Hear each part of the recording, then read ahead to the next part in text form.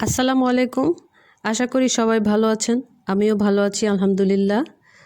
আজকে আমি এসেছি একটা মোস্ট ওয়ান্টেড রেসিপি নিয়ে। সেটা হচ্ছে রেস্টুরেন্ট স্টাইলের মেয়োনিজ। নর্মালি বাজার থেকে আমরা যে মেয়োনিজ কিনে আনি সেটা বাচ্চারা খেতে চায় না, বড়রাও অনেক সময় খেতে চায় না, কারণ এটার মধ্যে একটা কটু একটা ফ্লেভার থাকে। আর রেস্টুরেন্টে যে মেয়োনিজ দেওয়া হয় সেটা সবাই পছন্দ করে। ওটাতে হালকা একটা মিষ্টি মিষ্টি ভাব থাকে, কটু কোনো ফ্লেভার থাকে না। তো আজকে আমি সেটাই দেখাবো। আশা করি আমার ভিডিওটি ভালো লাগবে আপনাদের কাছে। আর ভালো লাগলে অবশ্যই চ্যানেলটি সাবস্ক্রাইব করবেন আর ভিডিওটি শেষ পর্যন্ত দেখবেন। দেখলে পেয়ে যাবেন কিছু টিপস যাতে পারফেক্ট মেয়োনিজ তৈরি করতে পারেন।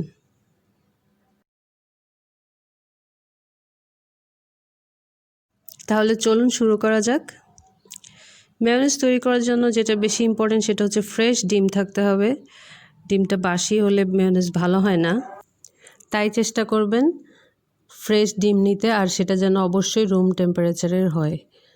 তো আমি প্রথমে ব্লেন্ডার জাগে একটা ডিম ভেঙে নিচ্ছি, সেটা রুম টেম্পারেচারে আছে আর ফ্রেশ ডিম। ফ্রেশ ডিম কীভাবে চেক করতে হয় পরে বলছি। তারপর দিয়ে দিচ্ছি 3 টেবিল স্পুন পাউডার দুধ, গুঁড়ো দুধ। তারপরে 1 চিমটি লবণ, 1 টিস্পুন হচ্ছে চিনি। মিষ্টি বেশি খেতে চাইলে আরও একটু দিবেন, আমি আরও একটু দিচ্ছি। তারপরে 1 টিস্পুন সাদা ভিনেগার। এটা খুব ইম্পর্ট্যান্ট, ডিমের গন্ধ দূর করার জন্য এটা ইউজ করলে ভালো। আরও একটা কারণ আছে, সেটা আমি পরে বলবো। তারপরে 1 টিস্পুন তেল দিয়ে, নর্মাল সয়াবিন তেল দিয়ে, তারপর আমি এটাকে ব্লেন্ড করে নিব 20 সেকেন্ডের মতো।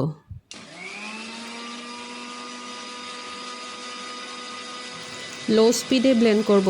প্রথম দিকে স্পিড লোতেই রাখতে হবে। তারপর উপরের ঢাকনাটা খুলে আবার 1 টিস্পুনের মতো তেল দিয়ে দিচ্ছি। তারপর আবার 20 সেকেন্ড ব্লেন্ড করে নিব। বলেছিলাম ফ্রেশ ডিম কীভাবে চিনতে হয় সেটা বলবো। এটা করার জন্য একটা গ্লাসে নর্মাল পানি নিয়ে ডিমটা ছেড়ে দিবেন। ডিমটা যদি গ্লাসের একদম তলায় চলে যায় তাহলে বুঝতে হবে ডিমটা ফ্রেশ আছে। যদি একটু ভেসে থাকে তাহলে বুঝতে হবে ডিমটা কয়েকদিনের বাসি। আর যদি একদম ভেসে থাকে তাহলে বুঝতে হবে ডিমটা ফ্রেশ না অথবা নষ্ট। আবার ঢাকনাটা খুলে আরও 1 স্পুন তেল দিয়ে দিচ্ছি। আবার ব্লেন্ড করে নেব 20 সেকেন্ড।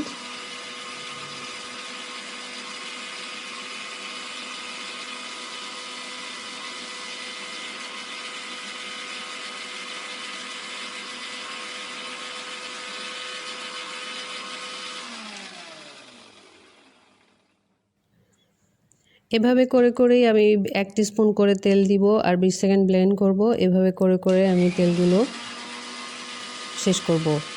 এখানে আমি তেল নিয়েছি 200 ml। অনেকেই বলে থাকেন যে 250 ml তেল নিতে হয়। এটা আসলে ভুল কথা। আপনার 200 থেকে 250 ml যে কোনো পরিমাণ আপনার তেল লাগতে পারে। পুরো 250 ml তেল শেষ করতে গেলে অনেক সময় মেয়োনিজটা ফেটে যায়।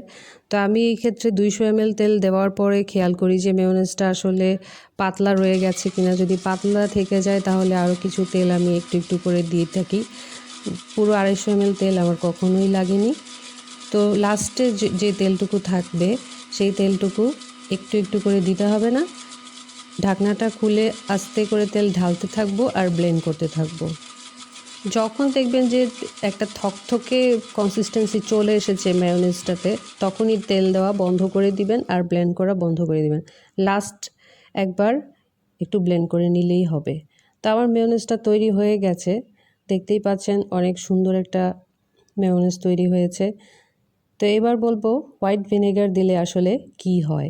হোয়াইট ভিনেগার দিলে মেয়োনিজটার কালার সাদা হয় আর অনেক দিন মেয়োনিজটা ভালো থাকে আর ডিমের গন্ধটাও চলে যায়। এই ক্ষেত্রে অনেকে লেবুর রস দিয়ে থাকেন। লেবুর রস দিলেও সেম কাজটা হবে, তবে একটা টক ফ্লেভার চলে আসতে পারে। সেজন্য ভিনেগারটা দিলেই সবচেয়ে বেশি ভালো রেজাল্ট পাওয়া যায়। এই মেয়োনেজটাকে আপনি নর্মাল ফ্রিজে রেখে 14 থেকে 15 দিন ইউজ করতে পারবেন। অবশ্যই এটাকে ঢেকে রাখতে হবে, এয়ারটাইট বক্সে রাখলে সবচেয়ে বেশি ভালো হয়। আর যদি তেল ভেসে ওঠে তাহলে বের করে নিয়ে আবার একটু ব্লেন্ড করে নিলেই আশা করি সমস্যাটা সমাধান হয়ে যাবে। তো রেস্টুরেন্টে আমাদেরকে এই মেয়োনেজটাই সার্ভ করা হয়, আর এই মেয়োনেজটা বাচ্চা থেকে বুড়ো সবারই অনেক পছন্দ। আশা করি আজকের এই রেসিপি আপনাদের কাছে ভালো লেগেছে। আপনারা বাসায় তৈরি করবেন আর জানাবেন কেমন হলো। আর ভিডিও ভালো লাগলে অবশ্যই চ্যানেলটি সাবস্ক্রাইব করবেন, লাইক কমেন্ট শেয়ার দিবেন। আল্লাহ হাফেজ।